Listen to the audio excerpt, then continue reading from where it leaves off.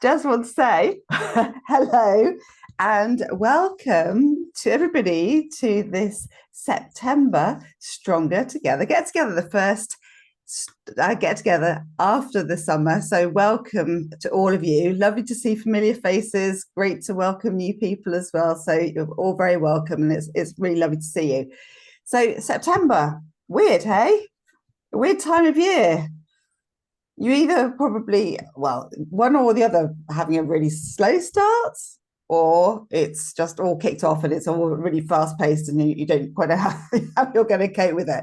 But I think there's a mixture out there. There's all sorts of people experiencing all sorts of different things. And of course, coming out of the summer is traditionally a challenge. It always has been, really, because for many businesses, especially service-based businesses, but it seems like in the last couple of years, it's got even more pronounced, that challenge coming out of the summer. And I think many people are traveling more. I think because we were told we couldn't travel during lockdown, I think we're all traveling a little bit more. And I think that we're trying to, maybe some of us trying to travel outside the school holidays. And it seems like summer kind of goes like from June all the way through to September. So not only is it a challenge to get going, but the summer seems longer, which, you know, it's a bit of a double whammy, really, because the first half of the year is therefore shorter. And the second half of the year, the last quarter / half is way shorter. So we need to make the most of it. We absolutely need to make the most of it. And, you know, that's why I asked fabulous Tracey here today to help us make the most of it. So it is a great time of year, though, because, you know, we feel this urgency. We want to get this stuff done. And of course, our clients are feeling that urgency and want to get stuff done as well. So there's work to be done. There's clients to be helped. And it's a brilliant time to be actually growing the businesses that we want to grow. It's a really, really good time of year, although it is challenging to sort of start it off. But I couldn't think of anybody better to help us not waste this time, because there's precious little time to waste. Tracey does not waste time. And so I'm absolutely delighted that she was able to carve out some time in her diary to join us here today to help us, because it's going to be an amazing session. Many of you already know Tracey. Tracey's been a massive supporter of Stronger Together for the last 4.5 years since it started. Tracey's the managing director of Bigger, Brighter, Bolder, and she's been running that business for 15 years with her partner, George. And she and they have had to adapt, as we all have, over the years. So she understands running a business from the inside. But not only that, she helps dozens of business owners every week and has helped hundreds of business owners over that time build the businesses that they want. She's got her finger on the pulse because of that, which is the other, you know, huge reason that she's just so insightful into what's going on. The main reason that I wanted Tracey here today, and I'm so pleased that she is well, not only is she the most wonderful person, but she gets to the bottom of the problem. She gets to the real problem behind the problem that we perceive is the problem. And because of that, she saves time solving that problem. So it's absolutely, you know, I can't really put it into words, but she makes a huge difference to a significant number of business owners every single day by being able to do that.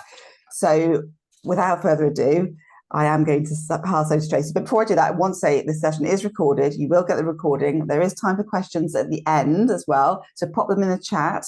This is going to be high energy. Have lots of paper ready to make notes. And over to you, Tracey. Well, thanks very much, Julia, and thank you everyone for turning up today. I feel like I've had an introduction that now I've got to live up to, so I'm really hoping I can deliver based on the introduction that Julia's made. She said a lot of the things I was going to say by way of introduction, but I will just add a couple of things. So myself and my business partner, George, we set up our business 15 years ago, and we founded BBB Success Groups, which is a community-based learning group in the image of the club that we wanted to belong to as business owners. The club's 12 years old. 92% of the people I work with get proven measurable return on their investment. And I work with hundreds of business owners to help them launch, build and scale successful businesses. The reason I'm saying that is because I really want you to pay attention to what I'm saying. This is not theory. This is not from books. This is the stuff that I'm going to share with you today is real world stuff that is working out there on the front line. If you are looking for a magic pill today, I am not going to be it. I am never it. The magic pill for me does not exist. I know that we pray it does, and that one day, you know, we want to find it, but it doesn't. If you want to run a successful business, it's a lot of hard work, it's a lot of learning. But if you put the right things in the right place in the right way, you can be successful in your business. If you've heard something today already, please try and refrain from thinking, oh, I've heard that, I know that. I'm not sharing anything that's rocket science today. I could have shared hundreds of things today. I really wrangled with the 5 that I was going to share with you today. Unless your business or you are able to demonstrate that you've mastered some of the things that I'm going to talk about today, you probably need to hear about them again. So please do try and listen with an open mind, even if it's something you've heard before. I plan on giving you as much value as I can today. Full disclosure though, I am fast paced. I will pack as much value in as I can today. I will give you other opportunities to get additional value. Take it or leave it, it's entirely up for you. Up to you. And I'm probably going to swear. So you've had full warning that I'm probably going to swear at some point. Please don't complain to Julia afterwards. I'll do my best not to, but the odd one is going to slip out. So are we all okay with that? We're all grown up and adult, and we can all deal with that. Okay, good. So as business owners, we have a really unique opportunity to create something from the ground up that offers value. It creates a lifestyle that we desire, and it can have an incredible impact in the world. We have an autonomy as business owners that people who are employed do not have. And my intention today is to really encourage you guys to believe in that and to inspire you to take the action that's required for you to have a successful business in today's climate. I talked about the 5 things, and I really did wrangle, but I am going to give you 5 things today specifically, and they are the things that I think are going to give you the biggest impact today. So it's not going to be convoluted stuff. It's going to be simple stuff that I think you can implement and get results. You are, however, going to have to take action for it to work. If you just sit and listen to this, then it's just an academic exercise. So at the end of the session, I really want you to think about what action you're going to take as a result. I'm going to do about 30 minutes. I'll try and fit it in. It'll either go over or under. We'll see how it goes. But I'll try and fit the content in about 30 minutes. And then I will open it up for Q&A. So is everyone good with that as a structure? 30 minutes of content, and then I'll open it right up for Q&A. Perfect. Thank you. Right, let's get started then. So number 1 is get crystal clear and engage the force. Now, for those of you that have got practical heads and not into a little bit of woo-woo, I'm going to start off with a little bit of woo-woo, but I am going to come to some practical stuff. So my opening line for this workshop was, it's no secret that running a business is hard. And I think that would be a huge underestimate in today's climate. It is insane out there right now. So just a quick show of hands, who is dealing with some challenge at the moment, either business or personal, that is pretty full on? So anyone dealing with anything that's pretty full on? Yeah, me too right now. Great. Right, pretty much everyone. So just to have a look around and see, like, pretty much everyone had their hands up. You are not alone in dealing with challenges as we run a business. So running a business, there are 2 paths. Anyone that's in my club, which is a few of you in here, have heard this before, but I'm going to go through for those that haven't. Running a business is 2 separate paths. One is learning how to run a business, right? So you have to become a business owner. You have to learn how to run a business. You have to learn the formulas, the sales, like all the stuff that helps you launch, build, and scale. And you have to learn it in order to run a successful business. That on its own is a pretty steep learning curve. The other path that you have to walk, though, as a business owner is the personal growth path. And this is by far the hardest, but it's the most underestimated path that business owners have to walk. And the biggest reason most business owners fail isn't because of their ability or the business path part of it. It's because of the other bit. It's because of the personal development bit. When you are running a business, your own shit, that was my first one, your own shit gets magnified out through the business. So we find ourselves getting all of it reflected back at us. And that's one of the things that makes this path so unbelievably hard. If you're having imposter syndrome, fears, doubts, panic, anxiety, it's all normal. That's all the stuff that we feel as business owners, and that is getting magnified as we move forward. So I am going to get into more practical advice, but to skip over mindset on your journey to success, and certainly for this period, this next 3 months, because it's going to be a bit of an up and down period, right? We've got exciting, fun things like the budget coming up. So there's lots of kind of up and downs over this period, right? So if I skip over the impact that mindset has on you guys, I would be doing you disservice. So that's where we're going to start, and then we're going to get into some more practical stuff. I cannot fix your mindset issues in 30 minutes. But what I'm going to give you is a quick hack, which I use to engage your unconscious brain. Now, if you're not familiar with the unconscious brain, I said we're going to engage the force. So in this case, we're going to engage the force of the unconscious brain. For those of you that aren't sure that the unconscious brain has impact on what you do, 95 to 99% of everything that you think, feel, and do is unconscious. You think your intelligent self is running the show. You are not running the show. Your unconscious brain is running the show. So if we want to create change over this next 3-month period, we have got to get the unconscious brain on board. So there's a process I go through with my members quite often when they're losing their mind, which obviously happens a lot as a business owner. We get to that place where we've lost it. So we need to get back on it. We need to get refocused. So here's my formula for getting refocused. I will send this over to Julia and she can share this in an email or however she does the roundup afterwards. So we'll get it out to you. One is decide what you want by the end of the year. So what is it? Is it a revenue figure? Is it a number of clients? What is it that you want by the end of the year? And I want you to get crystal clear on that. The unconscious works through simplification, so simple things. So get crystal clear on what it is that you want. Be realistic, right? So, £1 million by the end of the year. I don't know how your business set up, but it's probably unrealistic. So think about what is realistic. We've got to give the unconscious something realistic to work on, because what will happen is it will get really disillusioned early on. Get it written down and then put it somewhere where you can see it on a regular basis. So whether that's on your computer, so I've got a big whiteboard behind me, I can see all my stuff behind me. Your unconscious brain will pick up information that you're not picking up. So write it down, have it with you at all times, somewhere where you can see it on a daily basis. Stand up and announce it out loud that this is what you're going for. So this is what I'm going for by the end of this year, right? This is all about engaging your unconscious brain. Create a little chart. So the unconscious brain is like a child, right? It likes play. So create a little chart, something that helps you to tick off or color in or something as you move forward on this journey. So if it's a revenue figure, for example, and you start to bring some revenue in, like those old-fashioned thermometers that they used to have for charity fundraising, something like that, right? Something that you can color in. The unconscious brain loves a bit of play, and every time you color it in, you're moving forward towards your goal. So create something like that. I'm a big fan of vision boards, like visuals that create emotion, but something that keeps the unconscious brain engaged and focused is a really good thing to do. We then need lots and lots of aligned activity. So you need to then think about what is the activity that is in alignment with what it is that I want to achieve. And we've got to be showing up on a daily basis for that activity. Now, I'm going to be talking about sales, because lead generation and sales is the thing that comes up a lot. So I'm going to be talking about that in a bit. But think about the activity that's in alignment. I've got some suggestions, but activity that's in alignment for what it is that you want to do. Right? Sitting watching TV is not going to get you the goal that you want to achieve. Right? So think about stuff that is in alignment. What is in alignment is going to help us get that goal.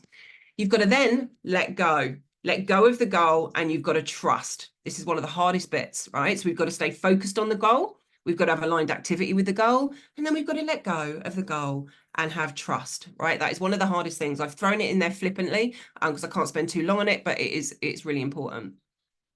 It is not enough to do this once. It's not enough to get off this call and do it once. We've got to keep showing up to this. So through this whole month period, even where you think you're never going to hit this goal, we still show up. We still show up to the activity. We still show up to what we need to do over this period. This may seem like a small thing, but I promise you, if we set this period up, this big push season, which is from now until about mid-December, if we set it up in the right way mentally, it gives us the best chance of moving forward and creating a powerful change. Right, moving on. Next, so I'm going to focus on the issue that I probably get asked about more than anything else, and that is either lead generation sales or lead generation and sales. So hands up, please, if you have a lead generation problem, a sales problem, you're not getting enough clients in, that is your biggest challenge to resolve right now. Yeah. Okay, that's really common. Yeah. Okay, fine. Good. So the next 3 of my 5 are going to be on that. So we're going to talk a little bit about lead generation, then I'm going to give you a couple of tips around sales, because it is a little bit of a minefield. just know that you are not alone, right? So let's talk about lead generation first. So pre-lockdown, post-lockdown, that's kind of how I look at the world at the moment. So pre-lockdown, lead generation was a lot easier. There were a lot less people online. You could get seen a lot easier. You had maybe processes that were working. Post-lockdown, the whole world changed, and it's changing so rapidly, I can't even tell you. So post-lockdown, suddenly we've got an influx of more small businesses coming into the market. Everybody moved online, so the noise online went up. We've also got things like uncertainty, like the crazy amounts of uncertainty we've got at the moment. There's lots of flux going on. There's lots of, I keep talking about the budget because that's the next big promise, the budget that is not going to be good for business owners. So we need to plan for that. But we've got all of this stuff going on that's vying for attention. So if you had lead generation activities that were working before, they probably aren't working now. Or if you're finding it challenging, this is why. It is challenging right now. So in order to tackle that, my number two is sales first. Now, anyone in my club, we bang this drum a lot. So this is a mantra for us. Sales first is a mantra, but it's not just a mantra. It's an absolute attitude that will carry your business growth forward and help you build the business you want. Most small business owners are not giving the sales function in their business enough attention. And what they're doing is hiding behind marketing, thinking that that is sales, when in fact it's not sales. There is a huge difference between marketing and sales, and we'll talk about that in a second. Before I set up BBB 15 years ago, I was in professional sales. So all I did every day was live and breathe sales. Whilst I hated it because I was selling IT security into pharmaceutical, both of which I didn't really care about, I hated like what I was doing. The sales skills that I learned have been a game changer for me in my business. Marketing was a whole other department. We used to call it the colour-and-in department because that's how much faith we had in marketing to deliver results. We were sales, we were at the front end, we were the ones that went out, found deals, closed deals, brought the business in. So in order for you to be successful in your business, you have got to get your head in the game that you are in sales. I appreciate almost certainly you've set your business up to deliver what you're good at, which probably isn't sales, into other customers to deliver value, but you have inadvertently taken on a sales role and you have got to put sales first. So how do you do this in your business? So number one is you take care of sales first. You're always going to deliver for your customers, right? If you're not somebody that's always going to deliver for your customers, go and do something else other than run your business. But I'm assuming that you are always going to deliver for your customers. So you always want to deliver value. You're always going to, hold your customers in high regard, and you're going to deliver quality for your customers. That's always going to happen. What you're not doing is you're not putting your own agenda first, and your own agenda has to be sales. I appreciate this probably isn't what you want to hear, but it is what you need to hear if you want to make the rest of this period count, and you want to maximize sales. So sales activity, you want to each day be asking yourself, who should I be getting back to? Who should be getting back to me? Who should I be reaching out to? Where are my other opportunities today? Now, I've got a little download, which I'm hoping Julia's going to pop in the chat for me, which is called Generating a Sales Target List. It's literally just a one-page checklist that gives you some prompts for thinking about where you can find people to target. So Julia can share that in the chat. If we can't get it in the chat, then we'll send it across to you. But you want to use that as a starting point to help drive the conversation, and you want to be focusing on sales on a daily basis. So do sales activity, and please stop hiding behind marketing. So what is sales activity? This is what sales activity is. Cold calling, following up, chasing a decision, pitching, asking for referrals, presenting a proposal, not sending a written one, that doesn't count, presenting a proposal, upselling or cross-selling to existing clients, networking, but only if you're actively opening up sales conversations, direct messaging if it's designed to instigate a sales conversation, emails, but only if you're following up or it's instigating a conversation. What is not sales activity is networking for general relationship building, content creation, public speaking unless you are pitching, email marketing, and mucking about on social media.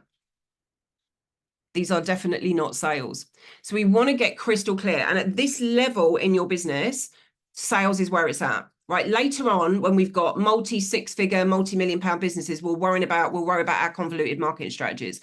In the short term, what we want is a sales strategy first, and what marketing does is come in and support that. My front door's just gone. If you can hear I'm going to ignore it, but if you can hear my dog barking, that's why.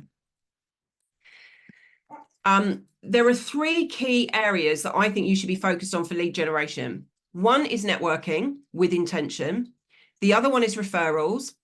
And the other one, presumably your B2B, the other one is going to be LinkedIn. If you're B2C, so B to consumer, then you'll need to look at other platforms. But they're the three I think you should be actively on to generate leads. And everything else for me is noise. So really think about focusing on those. You want to focus on where your clients are hanging out. So if your clients are B to small b, they're all over LinkedIn and they're probably at some networking events. So really think about where your clients are and really get your head into the game that sales is it. It really boils down to the daily activity. If you took nothing else from this session, but you switched your brain from marketing activities into sales activities and you cracked on with that on a daily basis for the rest of this period, you'd have a significant impact on your business. Right, so I want to, at this point, I'm just going to offer a call. So we run strategy calls. So we run various different workshops. I've got another workshop, which I'm going to share with you later. But right now, I'm going to share the opportunity for you to have a strategy call with us. So if you've got sales challenges, or you're struggling to understand the difference between sales and marketing, or sales are just not coming for you, then you've got a chance to have a 30-minute strategy call with either myself or one of my business growth experts in my team. So Julia's just shared the link. Please use the link, book in some time with us, and we will help you navigate your specific challenge. So you'll get a full 30 minutes to look at your specific challenge. So yeah, do take advantage of that. Right, number 3. So I'm going to get into 2 things now that are going to help you specifically with sales. So sales is probably the thing that most often causes the biggest block for small business owners. So even if you can generate leads, even if you're out networking, actually having that sales conversation is a challenge. Hands up if sales is a bit of a tricky one for you, if it's you'd rather not do it. Yeah. Okay, fine. Yeah, reluctantly. After I said you have to be in sales, and then I'm like, yeah, okay, I don't like sales. This is probably where we spend most of our time. The bubble very quickly bursts in our business with all these ideas of what our business is going to be, and it bursts very quickly when we realize that we have to do sales. It is really hard. When you're in a one-to-one or sales environment, it's really important to create a safe environment, to build rapport, and to help your prospect navigate a well thought out sales process to determine whether they're a good fit for you, and to help them to make a decision as to whether you're a good fit for them. Now, that is quite a lot of sales stuff, right? So in an ideal world, you've perfected that. And this is the stuff we teach all the time, by the way. We teach this stuff. We provide troubleshooting on sales processes and techniques. But in the absence of that, I'm going to share a hack which is going to help you make your sales conversations better. And that is number 3, which is to delay speaking. So number 3, delay speaking. When you are in a conversation with somebody, when you're in a sales conversation, you want to steer that conversation away from your pitch and into them talking. The worst sales conversations I ever see are the ones where you go in hard with your pitch. You can't wait to talk about what it is that you do. It creates a really odd dynamic. The person generally feels like they've been punched in the face or hit with like rifle gun fire. And actually, if you change the dynamic of your call, you can make the client feel like you're building rapport, like you're really paying attention to what it is that they're saying, and you can adapt what it is that you pitch so that it lands in a much better place. So my top questions, and again, I can send these over to Julia, but these are my top questions for when you're in a sales call. Number 1, I always ask them the same. If you come on a sales call with me, I will literally follow this process, by the way. So you will see me doing what I'm teaching you today. Number 1 is tell me about the vision for your business. So we're asking a really nice broad question because we want them to talk. We want them to talk openly. We want to know what their vision is. For me, I only work with ambitious business owners. So there is an ulterior motive in me asking that question. If I'm talking to somebody that doesn't have a decent vision, they're probably not my client. So it's really important that we're asking questions that give us the information we need in order to ascertain that. But that big open question means that your customer then talks. And by all means, when they start talking, first of all, please listen, like really listen to what your client is saying. And then secondly, you want to like just probe. So if they're asking you things and you're not sure, just ask more questions, like really get an understanding of what their vision is. My second question is, where are you today? So once we've opened up that big question, I want to hone it on. Now I'm drilling down, like, where are you today? And what I'm trying to find out here is, what is the chasm between your vision and where you are today? That's what I'm trying to ascertain by this question. So I've opened up, I've built rapport, I'm listening intently, and then I'm like, right, where are you today? Because typically today they're in some kind of pain. And that's where I want to get to. So my next question is, what's the biggest challenge you're facing right now? What's the one thing that if you and I work together, we'd fix? So now I'm really drilling. Now I want to know what the biggest issue is. And then I ask a couple of other questions. So what do you think is behind that challenge? So for example, if somebody said, well, sales is my biggest problem. And I said, well, what do you think is behind that challenge? And they said, hate sales, hate it, just hate it. Now we're starting to get into what really the problem is, and that is important. So you want to make sure that when you're pitching what you do, you are standing against the real problem and not the problem that they're necessarily presenting. Couple of really important questions. What would change if we fix that? Another really important question. What would happen if that never got fixed?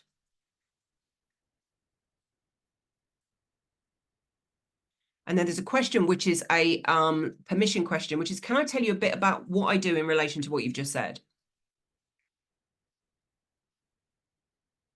Now, through all of that, you have to listen intently and not be thinking about how you're going to pitch, because they can tell, not consciously, but unconsciously, they will be able to tell that you're not fully listening. So during that whole process, you want to listen intently. And I tell you now, in most instances, in a sales environment, if you ask the right questions and really listen and are prepared to probe, they will give you everything that you need in order to pitch your services. If they don't, they are not the right client for you and you need to move on. But more often than not, they are telling you exactly what their challenge is, exactly where their pain is. And if you've got that information, it's like gold dust. You then want to pitch, but you're only pitching the bit that's relevant to what it is that they do. And you want to use the language that they've said. So some people use revenue, I will use revenue back to them. Other people, they want income. I will use income back to them. Some people talk about lead generation, other people are talking about sales. Some people are talking about imposter syndrome, other people are talking about fear and doubt. So leverage the language that they've used, really think about what it is that they're presenting as a pain, and then talk about your service in relation to how it's fixed that pain. It takes real practice to pitch on the fly like that. You have to know your product inside out. You have to be open to what they're bringing in. Then you have to combine the two relatively quickly and then talk back to them. It takes practice. But I tell you now, this is something, if you practice, it will be a game changer for you. It'll change the face of every sales conversation you have, because they will feel listened to and part of what it is that you do, and they'll be open to hearing what you have to pitch, rather than you feeling like a dodgy car salesman trying to shove something on them that they don't want or need. It's a game changer. So please do practice that. It will be awkward to start with, but the more you practice, the better it will be. Okay. Makes sense so far. Are we on track so far? Okay, good. Don't forget, I've got room for questions. So if you've got questions, I will come to questions at the end. I know there's something in the chat. I'm ignoring it because I'll lose my thread and I don't want to lose my thread. But I will come back and answer any questions for you at the end. Right, I'm going to talk about workshops. So Julia's going to share a link for a workshop. So I am not the best presenter in my business. I'm really passionate about what I do, but there's another guy who presents way better than me. And it's a guy called George Swift. He's got a workshop coming up on the 19th, which is this Thursday. It runs from 12 to 1, I think. And it's called How to Hit 100K. So he talks through in a little bit more detail some of the things that you need to look at in order to hit 100K. Completely different to this content here. So we're not repeating anything. He might touch on a couple of things, but it's not repeated. I've deliberately put stuff in here that he's not covering. So so by all means, attend that workshop. It's a free workshop. Click on and attend that, and you'll get some more free stuff from us. The next bit, however, does get covered a little bit more in that. So I'm going to touch on it, but it's worth you attending that workshop to get a little bit more detail. But this is my number 4. Get your proposition right, but failing that, ... So this one is a little bit trickier, but it is really important in the current climate. So right now, there is a lot of uncertainty, and what people are craving right now is certainty. When they hear you speak about what you offer and what you do, it has to make sense, and it has to be in alignment with the challenges they're currently facing. Pre-lockdown, post-lockdown. Pre-lockdown, half-baked propositions were okay, right? We could handle half-baked propositions. There was enough in it that people were prepared to take a punt on. Fast forward to now with, bloody cost of living and budgets and the madness of the world. I mean, it's just insane at the minute. Half-baked propositions are not working. So you really need to get your shit together on a proposition. Now, this is the stuff that we teach in detail, right? So I've got tons of stuff that can potentially help you. But what I'm going to do is I'm going to take you through the high level process of what we go through. So you've got the marker points without going into the detail. I can't do that today. That's a 30-day program. But I'll give you the high level of what we do so you've got a process. And then I'm going to go into another hack. So something that will, in the short term, be able to help you shortcut the process while you work out what your proposition is. So here's the process that we go through. So number one is you pick a niche. Do attend the workshop because it will talk a little bit more about niching, but pick a niche. So going general doesn't work. There is you would think that common sense said, if I just keep my proposition as wide open as possible, I'll appeal to as many people as I can. In the current climate, it's not working. The more people you appeal to, the more competition you've got, the more noise there is. So actually niching is the way forward. It really is. However, most of us are afraid of niching, but pick a niche. If you're afraid of niching, again, get on that call and we will help you with a little bit of information around niching. But pick a niche. You then need to work out, there's a dance that has to happen between three things, and it's really important. One is the product/service that it is that you're offering. And I say the word product even when you're a service, because we need to productize our service. So it needs to make sense. We need to package it up in a way that says, this is what I do, Mr. Customer, here it is. So think about how you package up your service. So we'll call it a product. The customer that you target is number two in there, and your pricing strategy. And there is a dance that has to happen between those three. So the pricing strategy has to match the customer, which also has to match the product. And if there's something off in those three, then the whole thing crumbles, the whole thing falls apart. So have a little bit of a revisit of those things. Once those three things are sorted and nailed, that's when we position ourselves in the market, and then we look at our messaging. And our messaging is so much easier if you picked a niche, because the messaging is alignment with that niche. Your lead generation is also so much easier when you picked a niche, because you are only targeting people in a specific area. So I urge you to have a look at those things. That's the process we go through over 30 days. So it's quite an involved process, but I just wanted to give it to you at high level. But here's my hack: stories. So you've probably heard it before, but I think it's so hugely underestimated and such a powerful tool is telling stories. So talking about as a story what it is that you do. So I'm going to share a story. In fact, I'm going to share a couple with you. One that's a little bit longer. I haven't got much time, so I'll whiz through it. And then a really short story just to give you an idea of the power of stories. But stories are what we're born to absorb stories, to get inspired by stories, right? It's in our DNA, it's in our psyche to be able to absorb stories. So if you want to connect with your clients on an emotional level, if you want to get across what it is that you do without being, some arsehole salesperson, stories is the way forward. You're really showcasing the person that's in the story, and at the same time demonstrate it, the value and what it is that you do. So stories are super powerful. I'm going to share a couple with you, both of them, interestingly, in the story space. So the first one is Cara. Right, let me just share. Can I share screen, Julia? You should be able to, yeah. Okay. Can you see a picture of a beautiful girl against a wall? Yeah. Perfect. Okay, so that is the lovely Cara. So Cara is quite typical for us. So she runs a business that does actually build stories. Let me just move that other way so I can see what I'm doing. So she runs a business that actually builds stories through data. So that's her expertise, right? She's a data expert. She's highly educated. She's super smart. She's a mum with 2 young children. So she set her business up on the back of one client, working around the very limited time that she's afforded running around after 2 small kids. Like most business owners, she was brilliant at what she did, but she didn't have a clue how to run a business, and she hated sales. but she wanted more money. She was completely scattered, completely unfocused. Nothing was moving forward for her. And her question was, do I even continue to run a business? Do I even have enough to be able to run a business, or do I go back to employment? That ever gone through your mind? I'm 15 years in and I still have a moment where I think sitting on a checkout at Waitrose would be a much better idea than this. So I still have those moments. So that's where Cara was at. So she joined BBB last year. At BBB, we have 3 different levels. We have launched to get you off the ground. We have build to help you hit your first 100K. And then we have scale, which is for 6-figure business. So it gets a little bit more sophisticated. Cara, so far has done launch and build. She's already heading towards scale. So we sorted out the dance. Remember I said about the dance? Niche, product, customer, price. So we sorted all that dance out for her. We got a proposition aligned and her messaging absolutely spot on for her market.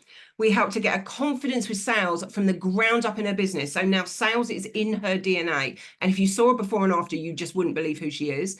We showed her her own potential, which I'm very proud of. And we supported her to stay on track with the right activity consistently. We made running a business a whole lot more fun with events, community programs, and joy, right? Running a business can be a bit of a slog. So I just want to quote from Cara. One of the biggest things BBB taught me is valuing the service that I offer. I no longer feel imposter syndrome. I am confident. I hated sales, but my confidence in my sales grew massively. I knew where my clients come from and what my pipeline looks like. And I'm now confident in what I offer and what I'm offering at the right price. So not a little bit. So a little bit I've talked about BBB, but most of that is me talking about Cara and what Cara's achieved, which honestly we're pretty proud of. But in terms of power, the power of that story, there's elements of that story that I know you will be able to relate to. You know, the part about, you know, should I go and get a job? Can I make this work? I hate sales, you know, confidence, imposter syndrome. There's part of that I know you will be able to relate to. So stories are super, super important. I'm going to share one more because I want to show you the power of a super quick story.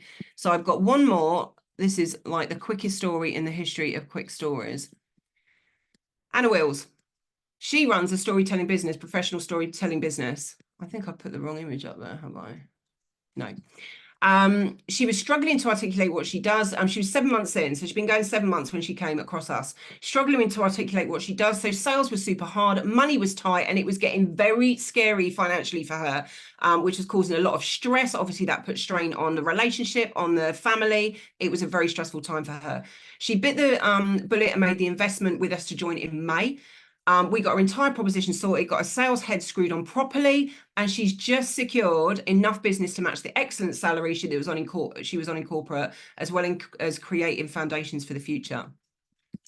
I'm just going to share this little image because this is one that came.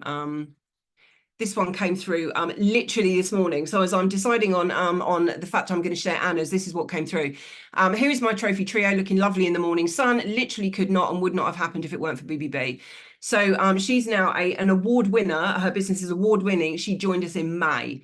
So I'm not suggesting that that is what happens to everybody. That is a story that we're pretty proud of, though. And I really wanted to share it because that is a super quick story. And I want you to understand the power of stories. Everyone clear on that? Please use stories to get your message across. Right, very last thing I'm going to talk about, and then we're going to open it up for questions. So the last thing, community. Community is a game changer. Yes, I am totally biased because I run a community. The reason I run a community, though, isn't by accident. It's because it has impact. It's because it's what business owners need, and it's because it's where I wanted to be when I ran my business. We talked about the journey of 2 paths, and the personal path being the hardest. It's my belief that we are going through a huge evolution as a planet, as a species, as business owners. We've got to go through some pain first to get to this new era, but we are heading towards a new era, and it's affecting us in different ways. I'm having lots of conversations with business owners where old trauma and old shit is coming up to the surface. It's really challenging. And quite often, you know, in those situations, we feel like we want to kind of pull back and, you know, go in, which is the absolute polar opposite of what we need to do when we're running a successful business. Obviously, we've got to be positive and productive and focused and out there. So it is very challenging when we've got all these things going on, and it can be super isolating and lonely. Community is a game changer. If you find the right community that supports you in the right way, you'll realize that you are not alone in anything that you are thinking or feeling right now. You'll have a safe space to air frustrations and concerns and get proper support to navigate fears, doubts, demons, and the general shit that gets in the way of us running and building a business. Most of what I do on a day-to-day basis is dealing with the general shit that gets in the way of us running a business. We teach people how to run a business. That's all good. But that is what I do on a day-to-day basis, is help people navigate the crap that comes up from running a business. So yes, I built an absolutely amazing environment, but there are lots of environments out there, lots of communities. This is one. So it doesn't have to be my environment, but please, for God's sake, find an environment, find a community, find some like-minded people that inspire you, keep you on track. If you find a good one, you are probably going to have to invest in that community. But if it's the right one and you throw yourself in fully, you will get that returned. But honestly, this running a business malarkey can be far greater than you imagined if you have the right people around you. I promise you, it's a game changer. So I'm just going to mention the workshop again and the strategy call. So the workshop is on Thursday at 12 o'clock. It's an hour, and we get into a little bit more detail about what you need to do to hit 100K. And then you've got the opportunity of a strategy call to spend a little bit more time with us. I really hope, it's a bit of a whistle stop, but I really hope that gives you something today that inspires you to take the right action as we capitalize on this period that's from now until December. Any questions? Thank you, Tracey. That was absolutely amazing. And breathe. And breathe. Yeah, sorry, I didn't breathe at all. I don't think. Bless you. Thank you so much. That was absolutely packed with amazing help. Thank you. So we did have a question from Alison in the chat, and that was, what if the problem they come back with isn't something you can help with, e.g. my prospect talks about staffing issues rather than getting more customers? Yeah, so that's a great question. So it happens to me sometimes. So when I'm having conversations with people, because my target market is small businesses, there's generally very little I can not help them with. Typically it's something I can help them with, but occasionally they'll come and say, my big problem is Facebook ads. Like I can't make Facebook ads work. I need to make it work. That's going to be the game changer in my business.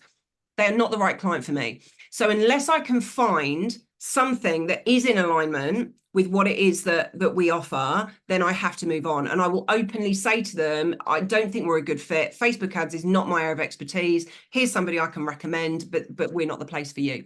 So unless your line of questioning brings up something specifically that's in alignment, then move on. And I had a testimonial. Somebody wrote a testimonial on LinkedIn for me, because I had the integrity to move on from them and say it wasn't right for them. And they said no one had ever done that before. So it's real integrity to be able to just move on and say it's not a good fit. We're going to move on. So yeah, have the courage to do that, or continue your line of questioning and find something that is in alignment with what it is that you do. And of course, having that integrity saves time for both parties, doesn't it? Which is that was so valued. Alison, did that help? Yes, it did. Thanks. I think I sort of knew that, but I guess it's them probing, isn't it? Because their biggest issue might be staffing. But actually, if I said, well, are you happy with, your footfall or something, then they might go, well, actually, yes, that is also something, So it's exactly that. But also, I would explore. So if they're saying staffing, I would have a line of question that explored that. So tell me about that. What's the impact of that? Because quite often it uncovers a whole bunch of other stuff. So staffing is the one thing that's like here, right at the front of their mind. But if you just probe and, building rapport, quite often there's a whole bunch of other stuff that's under that. And whilst you might not be able to directly affect the staffing issue, there could be a whole bunch of other stuff that you can directly affect. So I would really probe that if they're telling you stuff like that. Yeah, cool. Thank you. Thanks, Tracey. Who else has a question? Everybody's being shy. Don't be shy. Don't be shy. Sorry, somebody said, who was that saying they had a question? No. So what's the most common? Because it's difficult to ask a question sometimes because you kind of feel like it's really personal to you. You might not want to share sort of in the group. But we'll come to Lucy. But I was just wondering what the most common question you're seeing at the moment is out there in the small business universe. But let's hold that question and come to Lucy soon. Well, you're welcome to answer that one first. But yeah, I wanted to ask you about the community piece, because this is the bit actually I know I desperately need, and is actually one place I've really been struggling to find, like what's the right makeup of the people in that community that is really going to create that inspiration. And I think that's the bit I've struggled the most with, actually, is finding that I come out and feel inspired versus come out and actually feel deflated. So I wonder if you've just got any kind of thoughts or advice on like what to kind of look out for, or what to ask as you're trying to find that community that maybe best fits you.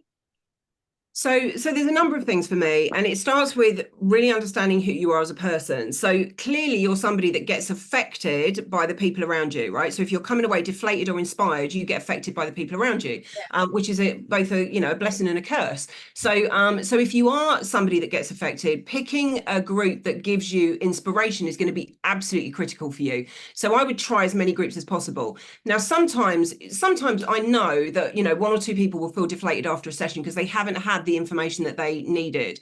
But what you want to find is somewhere that is consistently giving you that boost, like consistently making you feel how you want to feel. We've got a big session tomorrow, which honestly I can't bloody wait for. So we run 2 big sessions a year. Tomorrow is the big push. So for all of our members are coming together, we've got 70 people in a room. It's going to be raucous and rocking. It sounds right up your street. So yeah, they're coming together, and we are literally like inspiring them to get their shit together for this next period. So you want to first of all make sure it's the right environment for you as an individual. Like what is it that you need? You want to make sure it's inspiring, but you also want to make sure it's giving you the right information. So one of my big bugbears about a lot of coaches and support out there is a lot of the information that's being given is from theory or books or stuff that they've heard, hearsay. It's not from real world experience. I spent years in the beginning of setting my business up following really well-meaning but utterly shit advice for the level I was at, because it was, I was trying to build a £50,000 marketing strategy without realizing it, when I wasn't even turning over 50,000. I think I said £50, 50,000, when I wasn't even turning over 50,000. So it's really about making sure all of those components line up: the energy, the support. They're your people and they inspire you, but please make sure, please do your due diligence that these people really do know what they're talking about and are giving you the advice that's in alignment with the level that you're at in your business. That's absolutely key. Let's book a strategy call. I'm coming to your thing tomorrow, on Thursday. On Thursday tomorrow, I can't remember the date. Okay, I'm coming to that already. But yeah, definitely. Okay, and we can talk separately. But yeah, good question. Yeah, great question. It is difficult, isn't it, to find that community? But I mean, personally, I'm very lucky to say that I did find BB 10 years ago now. Yep. And I always say I'll give up electricity before I give up BBB, because it's so, so important to me, and it's such a big part of my business journey and my life, actually, to be fair. So yeah, it's enjoy Thursdays, and but so thank you, Tracey, for creating BBB, and a pleasure to be part of it. But community is key, isn't it? It can be very lonely being a business owner, and we just scratched the surface with Stronger Together as a way of bringing people together, but it's nothing compared to the other groups that are out there. So so the question that we sort of came up with before we kindly answered Lucy's was, what's the most common question you're seeing at the moment? We've touched on how we can build the foundations for the next few months, which is absolutely brilliant. But are there some sort of trends that you're seeing around the types of issues that business owners are experiencing? So the biggest issue business owners are experiencing at the moment is around lead gen and sales, which is why I focused on it today. I think most business owners would feel like all their problems were solved if they just had a steady stream of leads coming in and they could close them. Everything else is, we'll work it out at the back end. So for me, that is the big thing. If you were going to do nothing else, get good at sales, which I know is a really flippant thing with, 30 years under my belt now of sales experience. It is a flippant thing, but if you want this business to be successful, finding, you talked about groups, Lucy, find somewhere that's going to help you with the sales piece. That's the bit that I think is the most powerful. And I think that's, I mean, everyone's nodding when I say if we just solve that, everything else would be fine. Yeah, we can work the rest out. But yeah, that is the thing at the moment. And especially because, I talked about the changes in the market. So between, I'll share this statistic because it blew my mind, but between March and September 2020, so a 6-month period, right? That was just when lockdown kicked off and, all that nonsense kicked off. Between that period, that 6-month period, the business landscape evolved 5 years in that 6-month period.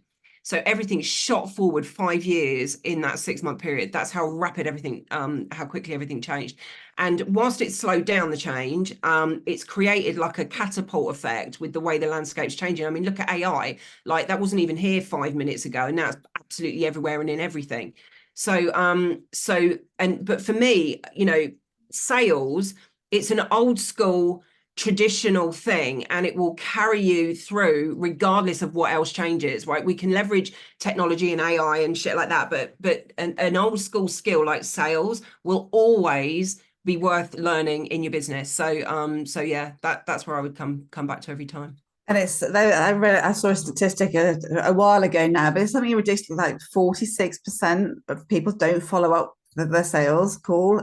It's just can be something basic, can't it? It can be a tweaking of something quite small that can make a significant difference. So that it's worth looking at the sales process and everything, as well as the mindset and the attitude behind it. It's a huge area, isn't it, Tracey? But and as you say, you do help people with this. So if people do have concerns or worries, or they're struggling with any aspects of sales or anything else with running your business, then do jump on that strategy call with Tracey. Thank you for sharing that. Deirdre, you've got your hand up. Yes. Thanks, Tracey. It's been really, really good. Full disclosure, I'm in week 1 of starting a business. So yep. You talked about imposter syndrome. I definitely am feeling it right now, yep, among all of you fabulous business owners. But it is something that I want to do. And I think my question is, I've got the feeling that I'm actually on holiday next week as well. It sounds ridiculous, but it's a long overdue holiday. And I'm going to spend that holiday honing that niche that you talked about, really drilling down into the niche. Would you say that that is the best thing I can do in week 2, albeit on holiday? 100%. So yes. I'm a little bit right. So when you're in the early stages, right? So week 1, I wish I had what we had now in my early stages, because honestly, the reason we set it up is I'd spent so long buggering about. It's part science and part dark art, trying to find the right niche and the right proposition, right? So we've been doing it for years, so we're good at it. But when you're doing it on your own, it can be challenging. So I'm a little bit more of instead of like perfect everything and then go out to market, I'm a little bit more of, let's go out to market a little bit disheveled and a little bit rough around the edges, but go out, right? Sell, like try and sell, have conversations, just go out and do some shit. And then that will give you some information that you can come back and create a much better niche with. So I don't know if you're a perfectionist or not. You might be, but I would try not to be perfect. Go out disheveled, go to networking, get to events, talk to people, tell them what your proposition is, tell them what you're thinking of doing, leverage your old network, and just gather feedback. That will really help you hone your niche a little bit better. That would be my thought. Definitely give it some thought though. So niching is the way forward. We see it all the time. Everyone's resistant to niching. There's a question in the chat about it. I've known Lisa a long time. She's still resistant to niching. So there is a lot of resistance around niching, but if you can get that right, it helps you with everything. Everything slots into place. The proposition, the pain, it all slots into place. Your lead generation, your targeting, everything. So yeah, it is really important. If you have the courage to do it up front, then go for it. Brilliant. And trusting your instinct is so important, isn't it, Tracey, with niching as well? You have, it's you might see a niche that would make sense on paper, but if you're not emotionally engaged with that, then it's not gonna, light the fire within you, and it's not gonna give you the passion and the energy to continue with everything that you need to do. So it is a case, isn't it, of sometimes sitting back, seeing how you feel about it. When you've got more time under your belt, then you can look back and see the clients in different sectors and industries and see how you felt about working with them. That's a good way of thinking about it as well. But it's interesting, isn't it, that we have got that niching question come up. We've got it from Lisa, we've had it from Deirdre. It was one of the questions I was going to ask as well, because it's so huge and it feels like quite a risk. It feels scary because it feels like if you get the wrong one, then you've wasted time. But it's all learning, isn't it? Do you have any more help around that, Tracey? It's such a big area, isn't it? So, well, the session that we're running on Thursday gives a little bit more information. So if you're attending that, at least book on and attend that session. That talks a little bit more about niching. But yeah, it is a tricky subject. Look, again, if you want to talk about niching, book a strategy call with us, and we can give you a bit of a steer. So there's lots of information that we can help you with. This is the stuff that we do all day long. We're huge advocates of niching. So yeah, book a call with us and we'll talk to you in a bit more detail about it. Excellent. And we've just got a couple of minutes left to have. Are there any quick questions? So there was a question in the chat actually from Lisa, so I just wanted to tackle that. So what she said is she's got a niche. It's just where to start with changing everything. What's interesting about changing everything when you're more of an established business is we think people will care more than they actually will. So it's okay for you to put your stall out and say, I'm now focused on this specific niche.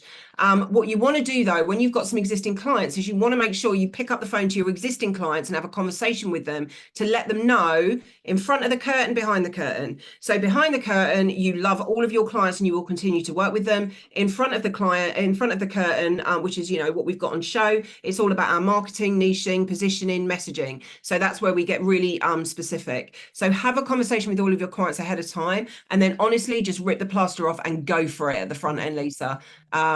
Prospects as well. So if you've got prospects in your pipe that you think might come on board, just pick up the phone and let them know. Good excuse to talk to them. Just tell them you're going to be doing this at the front end, but you're still really keen to work with them if they're in the pipeline. But honestly, just go for it. It will be a game changer for you. Yeah.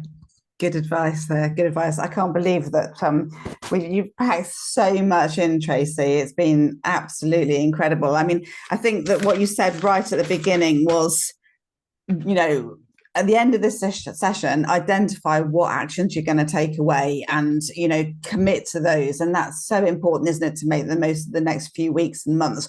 You've given us so much help there. I love that bit that you said, I'm going to tell you not what you probably want to hear, but what you need to hear. And again, that's absolutely key. And then the power of the unconscious, it's just, it's mind blowing, isn't it? But, so good that we can interrupt that subconscious and unconscious with our conscious thoughts and really get to where we want to go to.